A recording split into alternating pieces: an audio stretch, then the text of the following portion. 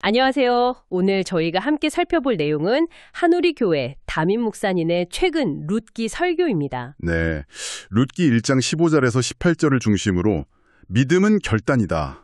누가 하나님을 따랐는가라는 제목의 설교였죠. 맞습니다.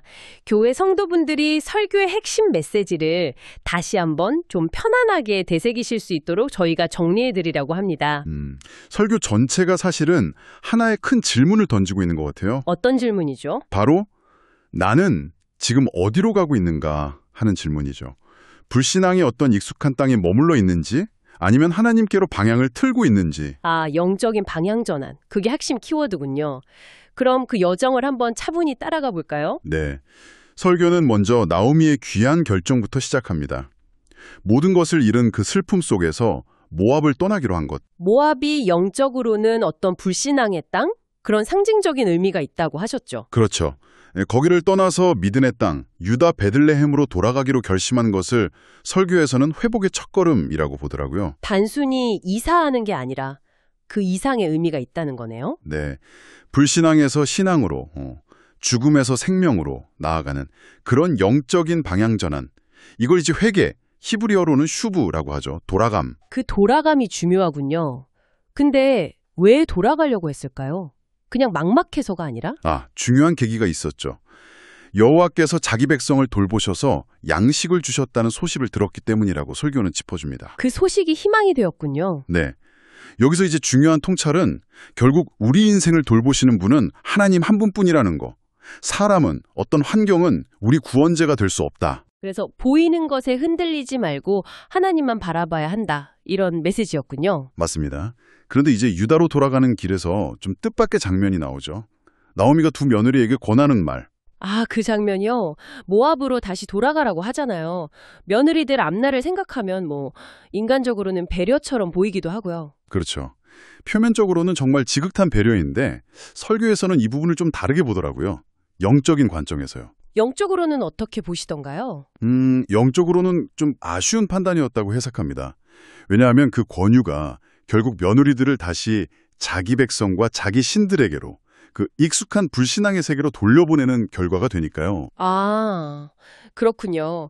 나오미가 율법을 몰랐던 건 아닐 텐데 모압 사람에 대한 규정 같은 거요? 네, 알았을 수도 있죠. 하지만 설교자는 그럼에도 불구하고 하나님의 더 크신 긍휼, 그 자비를 신뢰하면서 그들을 하나님께로 인도했어야 했지 않았을까 하는 그런 아쉬움을 이야기합니다. 현실적인 어떤 계산이나 고려보다는 하나님이 뭘 기뻐하실까 이걸 먼저 묻는 영적 분별이 중요했다는 말씀이시네요. 바로 그겁니다. 현실 너머의 영적인 판단. 그게 중요했다는 거죠. 그리고 바로 그 지점에서 두 며느리의 길이 확 갈리잖아요. 오르바와 룻. 여기서 결단이라는 주제가 확 드러나죠. 맞아요. 오르바는 시어머니에게 입맞추고 작별하고 결국 자기 백성과 자기 신들에게로 돌아갑니다. 익숙하고 어쩌면 더 안전해 보이는 옛사람으로 돌아간 거네요? 그렇죠. 설교는 그걸 하나님 없는 옛사람으로의 회귀로 해석하고요. 그래서인지 성경에서 오르바는 더는 언급되지 않죠. 근데 룻은 완전히 달랐어요. 정말 유명한 고백을 하죠. 단순한 효심이나 의리를 넘어서는 거죠. 그렇죠. 설교에서는 이 룻의 선택을 세상의 어떤 유혹이나 심지어 율법의 장벽까지도 뛰어넘어서 오직 하나님만을 따르겠다는 위대한 신앙의 결단으로 높이 평가합니다. 그리고 그 결단이 결국에는 결국 룻을 예수 그리스도의 족보에 오르게 하는 정말 놀라운 하나님의 구속사의 한 장면으로 이어졌다고 설명합니다. 정말 그렇네요. 룻기가 단순히 한 가정의 이야기가 아니라 결국은 예수님 이야기로 연결되는 거군요. 맞습니다. 이방 여인이었던 룻이 메시아의 조상이 되었다는 것 자체가 하나님의 전적인 주권이고 은혜다. 이걸 강조하시는 거죠. 그렇다면 이 설교가 우리에게 주는 핵심 메시지는 뭘까요? 결국 중요한 건 우리의 상황이나 조건, 능력이 아니라 지금 내가 누구를 붙들고 살아가느냐 하는 점입니다. 누구를 붙드는가? 네, 룻처럼 하나님을 붙드는 그 믿음의 결단이 우리에게도 필요하다는 거죠. 믿음이라는 게 그냥 왔다 갔다 하는 감정이 아니라 하나님의 부르심에 네 하고 응답하는 의지적인 순종, 즉 결단이라는 거예요. 그리고 그 결단이 곧 삶의 방향이 되는 거고요. 그렇죠. 하나님께로 향하는 방향.